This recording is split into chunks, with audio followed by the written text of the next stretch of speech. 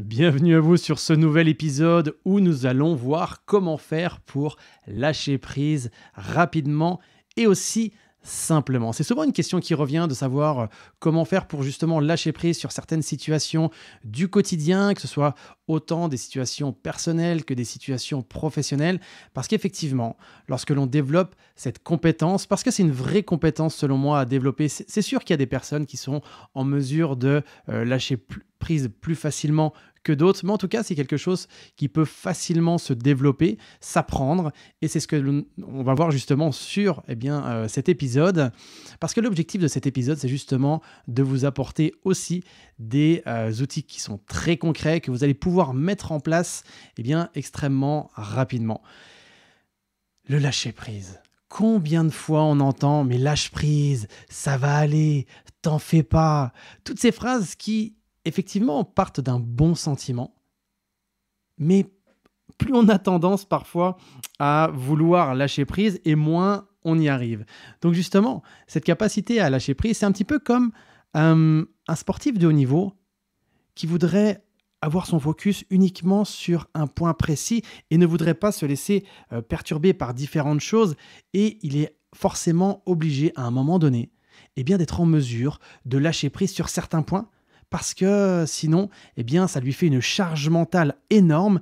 Et c'est ça, en fait, qui est important à comprendre, c'est que le lâcher-prise, c'est souvent la conséquence et ce n'est pas le point de départ. On voudrait commencer quelque chose en disant « Ok, déjà, il faut que je lâche prise », alors qu'en réalité, le lâcher-prise, c'est effectivement quelque chose qui arrive par la suite. Et la vraie question à se poser, c'est sur quel bouton je dois appuyer pour que mon cerveau lâche prise sur une situation, ou en tout cas sur une partie de la situation, ou alors sur une personne. Quand je dis une personne, c'est surtout lâche prise par rapport à la façon dont la personne agit. La personne te dit quelque chose, et là, c'est important de lâcher prise, parce que sinon, on risque de dire des choses, peut-être de penser des choses qui sont un peu contraires à la personne que l'on est. En réalité, ce qui se passe, c'est très simple. C'est très souvent, pour pas dire tout le temps, ce qui se passe à l'intérieur de nous, c'est que lorsqu'on est face à une situation compliquée,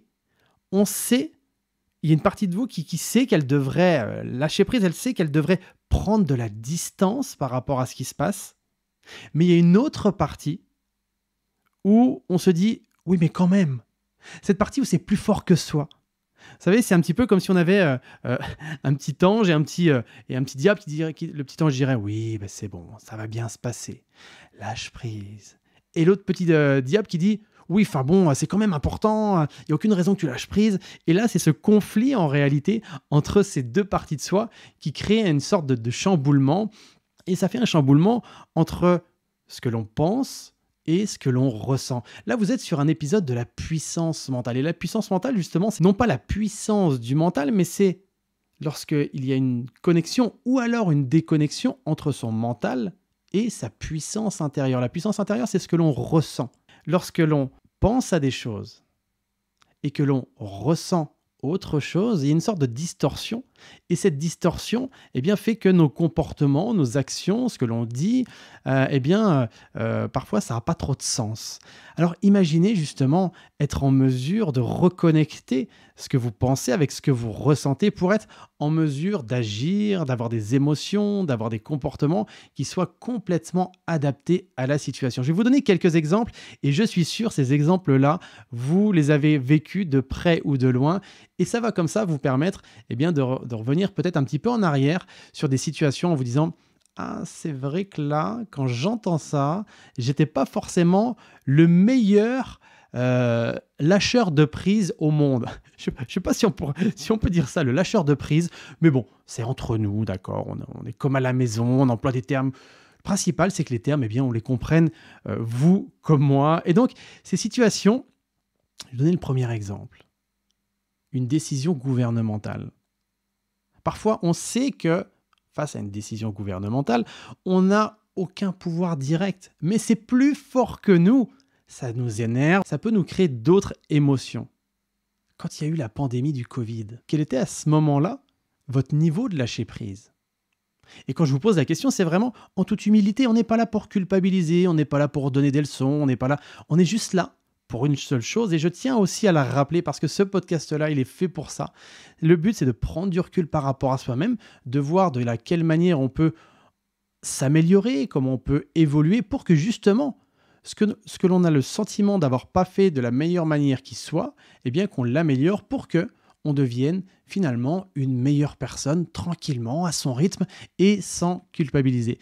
Une autre situation, hormis décision gouvernementale ou lorsqu'il y a eu la pandémie, lorsque vous avez entendu un ami, peut-être un collègue, un confrère, votre conjoint, votre conjointe, dire quelque chose ou faire quelque chose, et que là, pareil, vous auriez, selon vous, peut-être dû un petit peu plus lâcher prise, peut-être que ça aurait eu d'autres conséquences finalement sur vous, sur vos proches, si vous aviez eu cette compétence, développé cette compétence, cette capacité de lâcher prise. Autre chose, un retard dans les transports, un embouteillage, un changement de carrière qui parfois prend du retard suite à une décision de son patron. Vous savez, toutes ces décisions, toutes ces situations, tous ces événements, comment lâcher prise? Geoffrey, pourrais-tu maintenant nous donner des outils pour lâcher prise? Parce que c'est ça l'objet de l'épisode. Quand je dis ça, c'est que j'entends des personnes déjà me dire ça. Alors, le lâcher prise, avant même de vous donner des outils, ce qui est important, c'est... Alors, on pourrait en parler pendant des heures. On pourrait effectivement... Il y a des livres entiers qui existent sur le lâcher prise, mais comme je l'ai fait dans la présentation de ce podcast, peut-être que vous n'avez pas eu l'occasion d'écouter l'épisode 0 où je me présente, eh bien je vous invite, si vous n'avez pas fait, à le faire après cet épisode. On peut l'écouter n'importe quand finalement.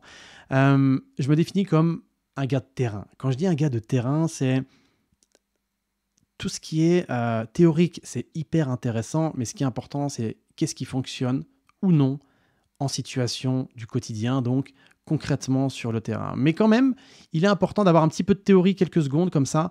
Et je suis allé voir justement ce que disait le dictionnaire Larousse, la définition du Larousse. Peut-être que si vous nous écoutez ailleurs qu'en France, je sais qu'il y a des personnes du Canada qui écoutent, personnes qui sont situées en Afrique ou sur d'autres endroits de la francophonie. Peut-être que la définition du Larousse, peut-être que ça ne vous parle pas. En tout cas, c'est une sorte de dictionnaire.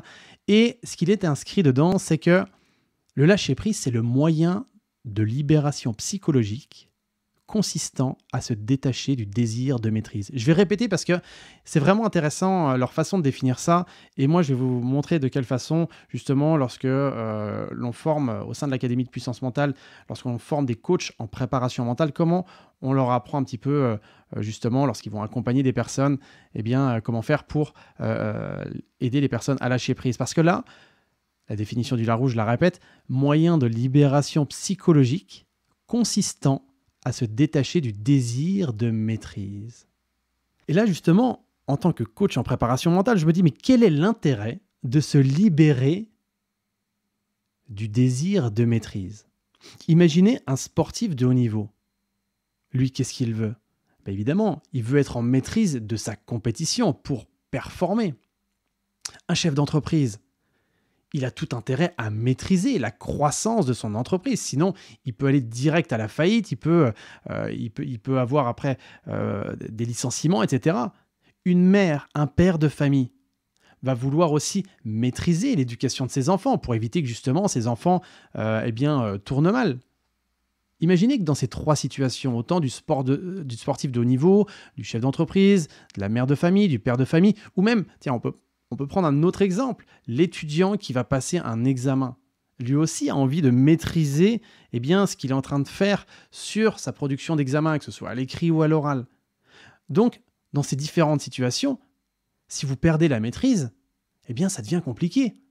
Donc là, ok, monsieur Larousse, on va l'appeler comme ça, le lâcher-prise, c'est un moyen de libération psychologique consistant à se détacher du désir de maîtrise. Mais peut-être que, se libérer de ce désir va être intéressant, mais attention, c'est justement ce qu'on va voir. Moi, ce que j'aime faire comme différence, et ça, selon moi, c'est fondamental, c'est faire la différence entre la maîtrise et le contrôle. Beaucoup de personnes aimeraient contrôler leur vie, certaines aimeraient maîtriser leur vie.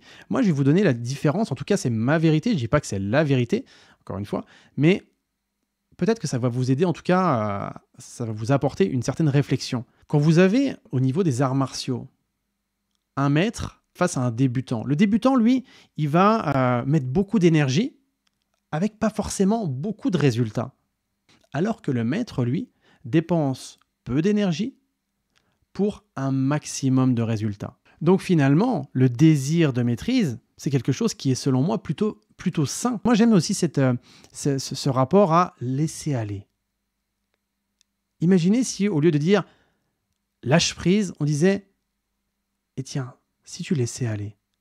Et la vraie question, et c'est maintenant qu'on arrive dans le vif du sujet, c'est que doit-on laisser aller? Toutes les personnes que j'accompagne, déjà, quand je leur pose la question, tiens, de 0 à 10, dans ton quotidien, à combien as-tu le sentiment d'avoir cette capacité à lâcher prise? Et parfois, quand j'ai une personne qui me dit, d'ailleurs, c'est une question que je vous pose, tiens, de 0 à 10, quelle est votre capacité aujourd'hui sur une situation qui peut peut-être paraître compliquée, votre capacité à lâcher prise rapidement? Est-ce que vous êtes plutôt à 5, 6, 7, 8, 9, 10? Pas du tout. 0, 10. Donc c'est vraiment cette capacité à lâcher prise et donc l'identifier et parfois juste se dire tiens, si je pouvais juste gagner un point pour augmenter cette capacité et être plus finalement, avoir des comportements, des émotions, des pensées qui soient bien adaptées. Vous savez, avant d'être préparateur mental dans la police, j'étais opérateur terrain et j'intervenais vraiment sur différents types de situations. Que ce soit des différents familiaux qui sont violents, jusqu'à l'interpellation de braqueurs, bref, l'éventail d'interpellation pas d'interpellation, oui, d'interpellation aussi, mais l'éventail d'intervention était vraiment très large. On pouvait aller sur des petits problèmes comme sur des choses qui étaient vraiment très, très compliquées. Et je me souviens comme ça d'un moment où c'était une histoire de violence familiale. Et là, on avait un homme, appelons un chat, c'était un voyou, parce qu'il avait complètement battu sa femme. Elle était vraiment défigurée. Et là, il y avait à côté de cette dame, enfin pas à côté, hein, dans ses bras, un enfant en bas âge. Et même en notre présence, donc même en la présence de policiers, l'homme parlait violemment à sa femme. Donc là, je vous garantis qu'il y a une vraie notion de lâcher prise, moi en tant qu'humain, face à ce genre de situation. Et le pire dans cette situation, qui a eu lieu il y a quelques années maintenant, on est plus de 10 ans en arrière, au moment où j'enregistre ce podcast, et la dame ne veut pas déposer plainte. Et moi, au fond de moi, je sais que cet homme-là, parce que j'en ai tellement côtoyé des hommes violents de par ce métier de policier, je sais que, en tout cas, je vois qu'il va recommencer. J'en ai cette conviction. Et je vois la dame, je lui dis, vous savez, madame, mais... Alors, dans ces situations-là, on prend le mari d'un côté et puis on discute avec la dame de l'autre. Et je dis, vous savez, madame, je comprends que vous avez certainement des bonnes raisons de ne pas vouloir déposer plainte, mais à un moment donné, ça risque de se reproduire. Et là, elle me dit, oui, je sais, mais pour moi, c'est difficile et je veux lui laisser une chance, etc. Donc bref, là, ce qui est important dans cette situation, je me suis dit, mais comment faire pour lâcher prise? Est-ce que lâcher prise, ça veut dire, ok, je m'en fous, c'est sa décision, c'est leur vie, et puis voilà, et puis moi, ma vie, elle continue. Est-ce que si je réagis comme ça, justement, ce lâcher prise, justement, il n'est pas excessif? Est-ce que je ne suis pas dans le déni? Le fait de s'en foutre, est-ce que c'est vraiment une maîtrise pour le coup? Pour moi, ça ne l'était pas. La question à vous poser, c'est sur quoi je n'ai aucune maîtrise. Là, en l'occurrence, sur cette situation qui était hautement compliquée, là, je vous parle des situations réelles. Comme je vous disais dans l'épisode de présentation, tout ce que je vous dis, c'est réel et vérifiable aussi. Dans cette situation réelle et dramatique du quotidien, sur quoi je n'avais aucune prise? Finalement, sur les actions de la personne. Je n'allais pas pouvoir déposer plainte à sa place. Je n'allais pas pouvoir demander à ce mari violent de quitter les lieux à sa place. Je n'allais pas pouvoir engager une procédure. Donc, ça, sur ce que font les personnes, sur ce que pensent les personnes, sur ce que ressentent les personnes, vous n'avez pas la maîtrise et vous ne l'aurez jamais. J'aime aussi ce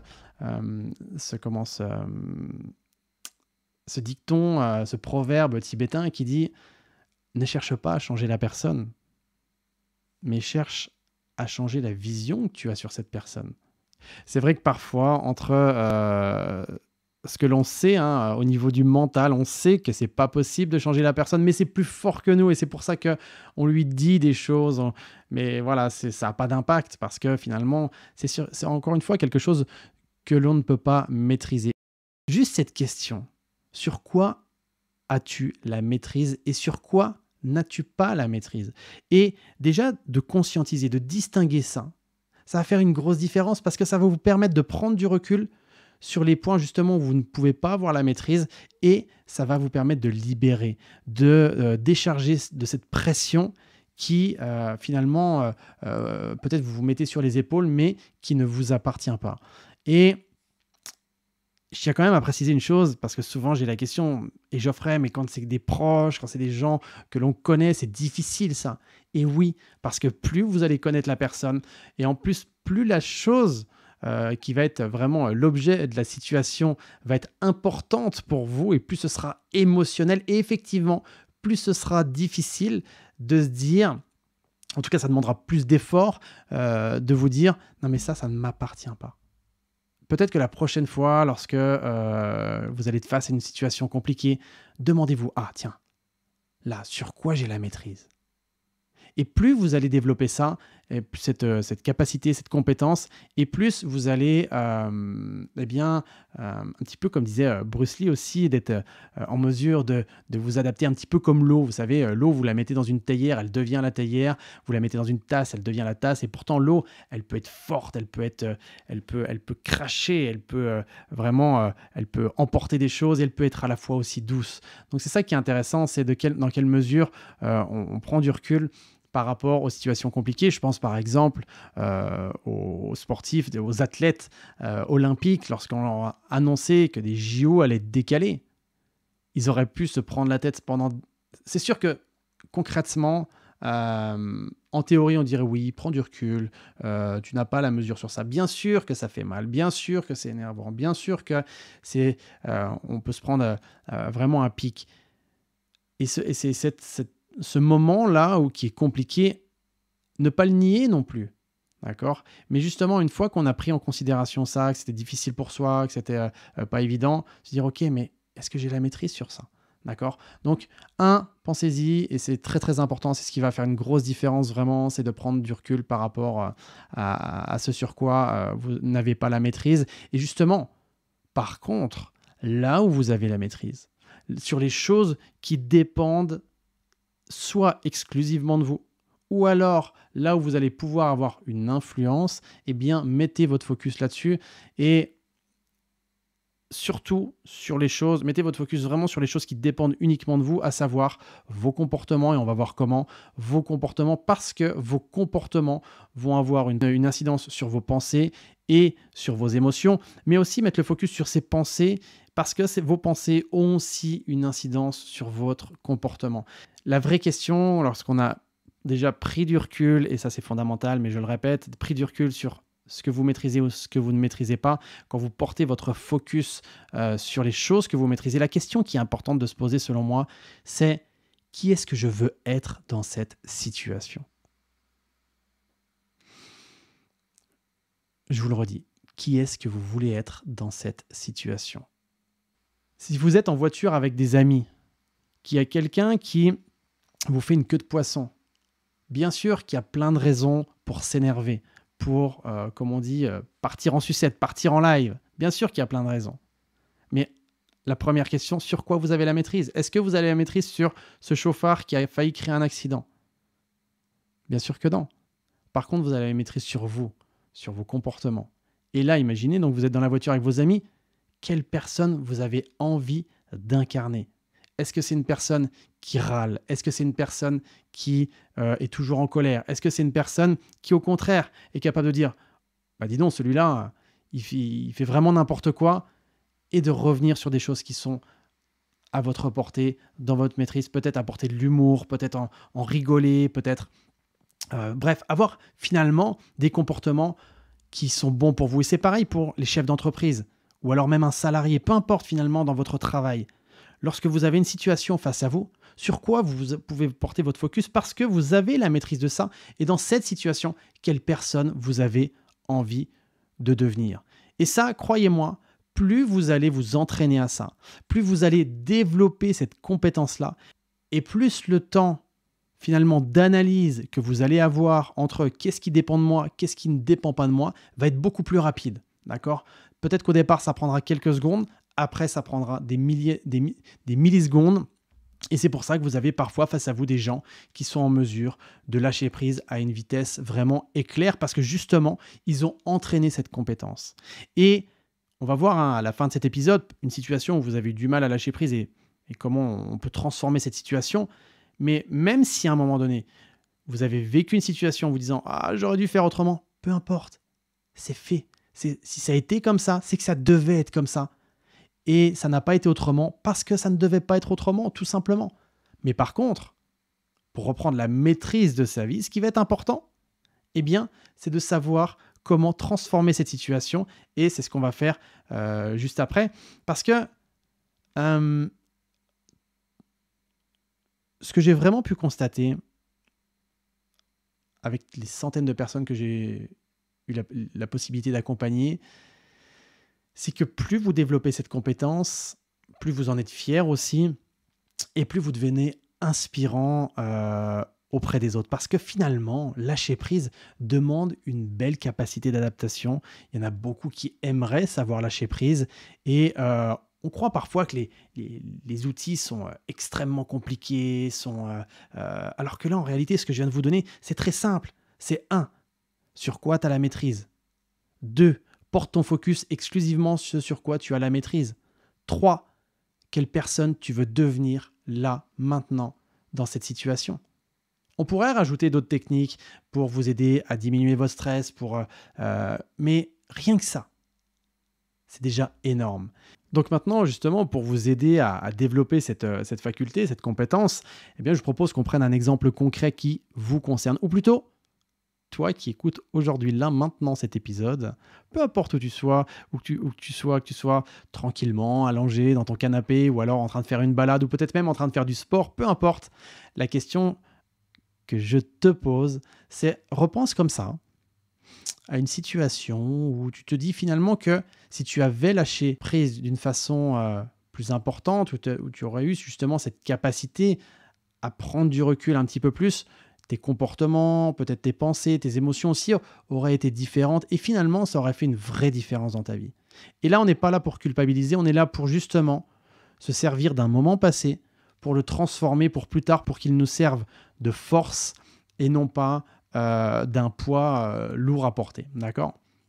Donc, pas besoin de prendre une situation qui soit traumatisante, quelque chose qui était peut-être désagréable pour vous et que vous aimeriez justement utiliser comme support pour vous aider à avancer. Donc, pensez à cette situation et justement, demandez-vous où est-ce qu'elle était cette situation, ce moment-là. C'était où ? C'était à quel endroit ? Quand est-ce que ça a eu lieu ? Est-ce que c'était il y a quelques semaines en arrière ? Est-ce que quelques heures en arrière ? Peut-être quelques mois, quelques années en arrière ? Qui est-ce qui était là à ce moment-là ? Est-ce que vous étiez seul ? Est-ce que vous étiez face à des gens ? Je vous invite comme ça à repenser à un maximum de détails, un petit peu comme si vous reviviez d'une façon un petit peu détachée, un petit peu comme si on était une sorte de caméraman, vous savez, qui reprenait cette histoire comme ça, vraiment avec de la distance. Et à ce moment-là, justement, qu'est-ce qui vous posait problème ? Quel était le problème qui peut-être vous a mis dans une émotion qui n'était pas agréable, qui vous a fait avoir des comportements qui n'étaient peut-être pas adaptés selon vous ? Okay ? Une fois que vous avez ces éléments-là, ça va nous permettre vraiment d'avoir un petit peu de choses pour avancer. Et là, là, ça va vraiment vous demander une dose d'humilité, une dose de bienveillance aussi vis-à-vis de vous-même, une dose de bienveillance vis-à-vis de la situation. Et la question à se poser, c'est dans cette situation-là à laquelle vous pensez. Qu'est-ce qui dépend uniquement de toi ? Est-ce que ce sur quoi, justement, tu étais en train de te prendre la tête peut-être, ou peut-être que ça t'énervait, qu'est-ce qui dépendait de toi? Est-ce que ça dépendait justement, l'objet du problématique, est-ce qu'il dépendait de toi? Oui ou non? Ou en tout cas de 0 à 10, à combien il dépendait de toi? Et si on prend juste déjà ça, donc finalement en se disant: «OK, ça ne dépendait pas de moi, donc je pouvais rien y changer, je pouvais rien y faire». Par exemple, un salarié où le patron pique une crise sur lui pour des raisons qui sont complètement extérieures à lui. OK, bah, il est en train de me parler d'un truc, mais moi, j'y peux rien en fait, ça. D'accord? Un chef d'entreprise, pareil, un sportif de haut niveau, un parent, qui que ce soit finalement, quelque chose qui vous est arrivé peut-être dans la rue, qu'est-ce qui dépend de vous, ou de toi plutôt, à ce moment-là? Qu'est-ce que tu as fait et qu'est-ce que tu n'as pas fait sur justement ce qui dépendait de toi? Un, on se rappelle de la situation. Deux, dans cette situation-là, qu'est-ce qui dépendait de moi? Et nous, on va porter votre focus vraiment sur ce qui dépendait de toi. Uniquement ça. Qu'est-ce qu'à ce moment-là, tu as fait? Peut-être qu'est-ce que tu n'as pas fait? Et qu'est-ce que tu te dis aujourd'hui que tu aurais aimé faire? Pas que tu aurais dû faire, mais que tu aurais aimé faire, parce que c'était important pour toi. Justement en te demandant, tiens, à ce moment-là, quel homme, quelle femme j'aurais aimé être? D'accord? Et par rapport à ça, justement, demande-toi, justement en voulant être cette personne-là, qui soit une personne peut-être plus sereine, peut-être une personne plus charismatique, une personne plus à l'écoute, une personne plus responsable. Qu'est-ce que j'aurais aimé faire et qui aurait eu une réelle différence, eh bien, dans cette situation? Peut-être que parfois, il y a juste une histoire de posture, de comportement, de discours aussi. Et imagine-toi justement avoir agi comme ça. Quelle différence ça aurait fait? Et la question que je te pose, c'est imagine, peut-être dans les secondes, dans les minutes, dans les heures, les jours, les semaines, les mois, les années qui arrivent, imagine si justement, dans ton quotidien, personnel, professionnel, peu importe, eh bien tu fasses cette différence. Imagine ce que ça va changer pour toi. Imagine ce que ça va changer pour les autres. Imagine ce que ça va changer peut-être pour tes objectifs, pour tes projets, pour tes rêves aussi.